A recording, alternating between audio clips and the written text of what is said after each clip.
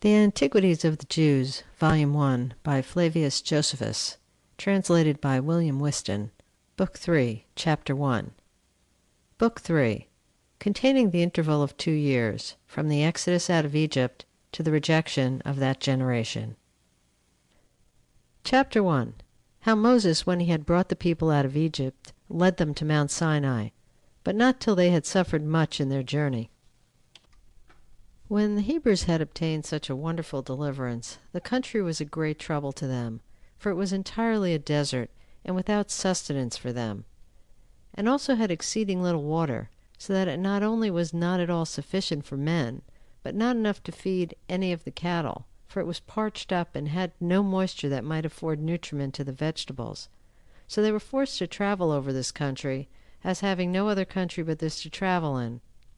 They had indeed carried water along with them from the land over which they had traveled before, as their conductor had bidden them. But when that was spent, they were obliged to draw water out of wells, with pain, by reason of the hardness of the soil. Moreover, what water they found was bitter, and not fit for drinking, and this in small quantities also. And as they thus traveled, they came late in the evening to a place called Marah, which had that name from the badness of its water, for mar denotes bitterness. Thither they came afflicted both by the tediousness of their journey and by their want of food, for it entirely failed them at that time.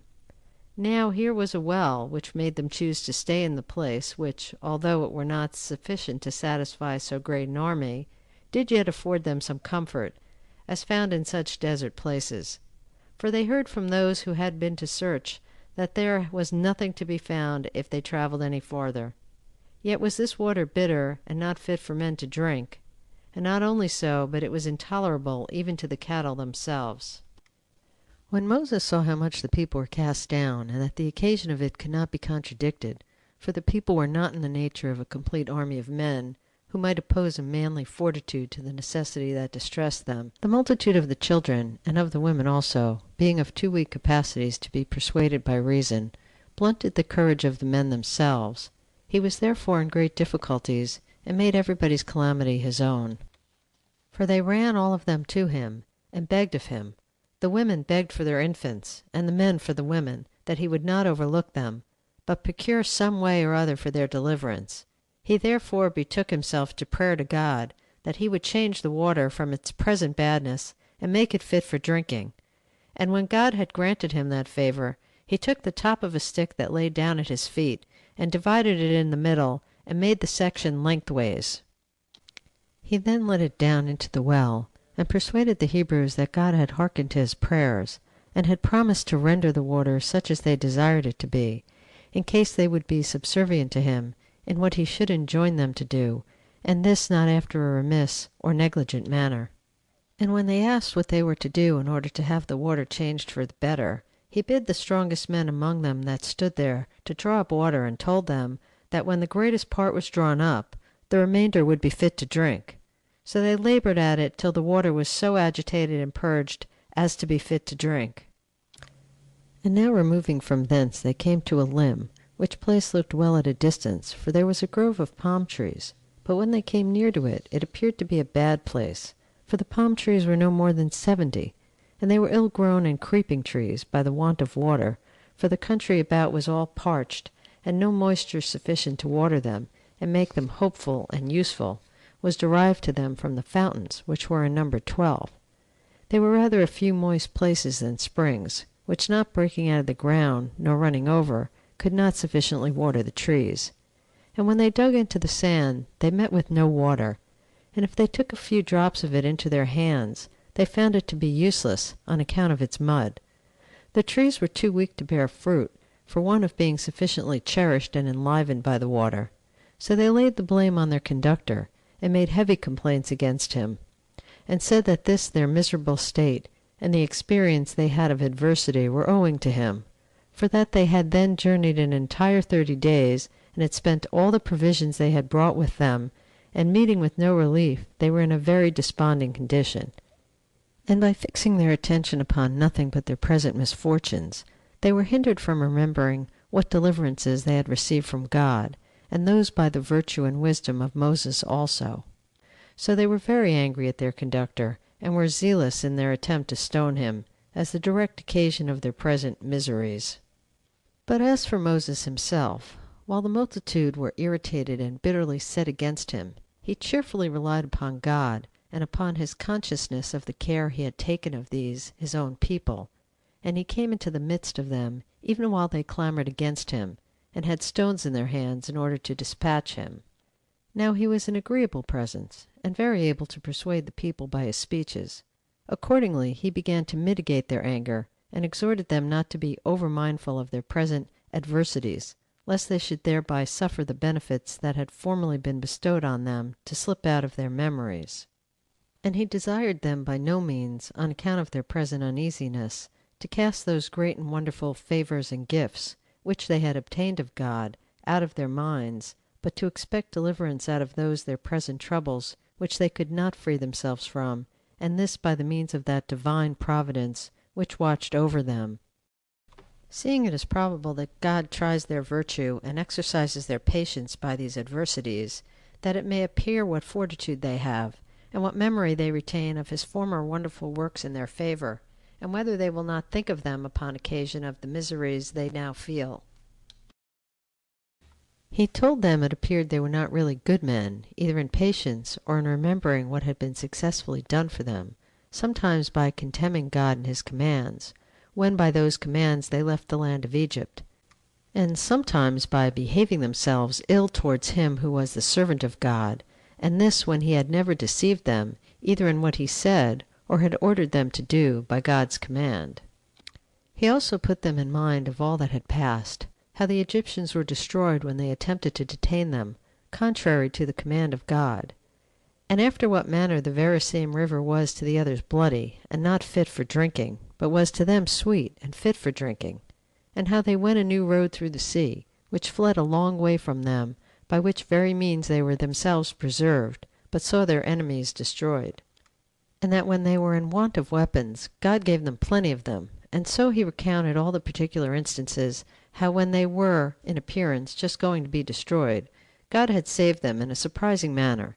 and that he had still the same power, that they ought not even to despair of his providence over them. And accordingly he exhorted them to continue quiet, and to consider that help would not come too late, though it come not immediately, if it be present with them before they suffer any great misfortune, that they ought to reason thus, that God delays to assist them, not because he has no regard to them, but because he will first try their fortitude and the pleasure they take in their freedom, that he may learn whether you have souls great enough to bear want of food and scarcity of water on its account, or whether you rather love to be slaves, as cattle are slaves to such as own them and feed them liberally, but only in order to make them more useful in their service, that as for himself, he shall not be so much concerned for his own preservation, for if he die unjustly, he shall not reckon it any affliction, but that he is concerned for them, lest, by casting stones at him, they should be thought to condemn God himself. By this means Moses pacified the people, and restrained them from stoning him, and brought them to repent of what they were going to do.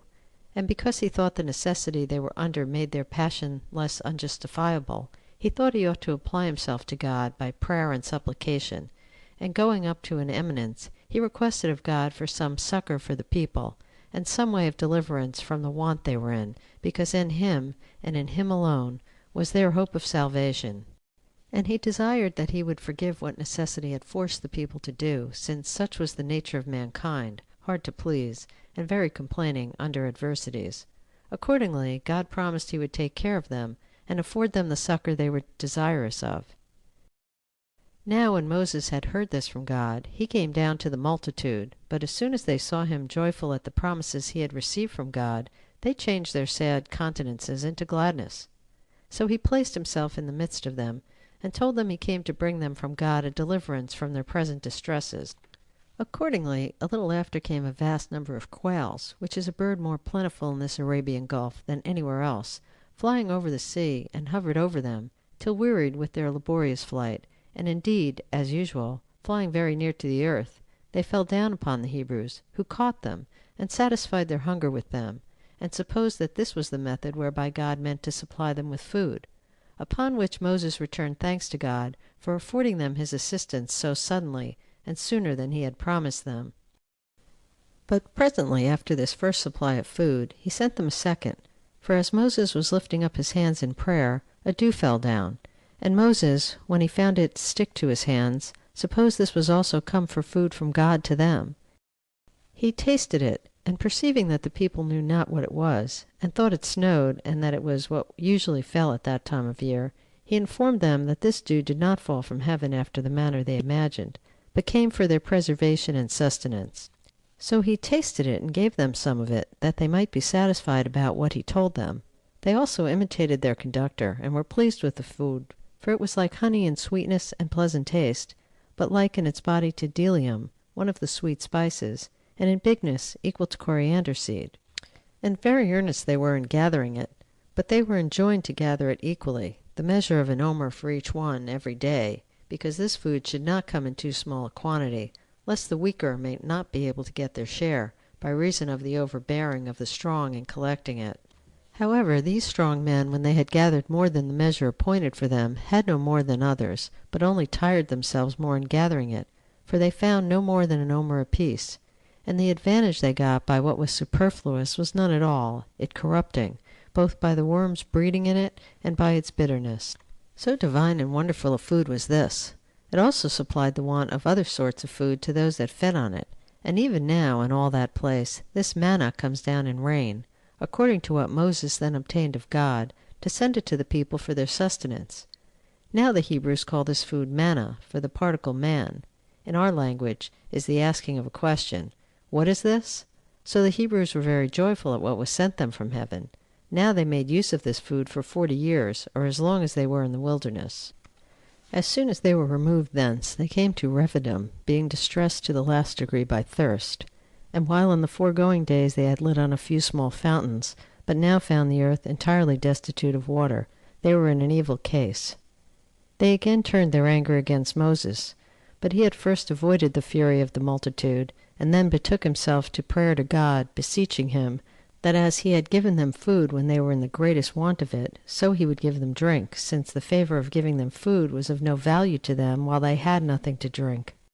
And God did not long delay to give it to them, but promised Moses that he would procure them a fountain, and plenty of water, from a place they did not expect any.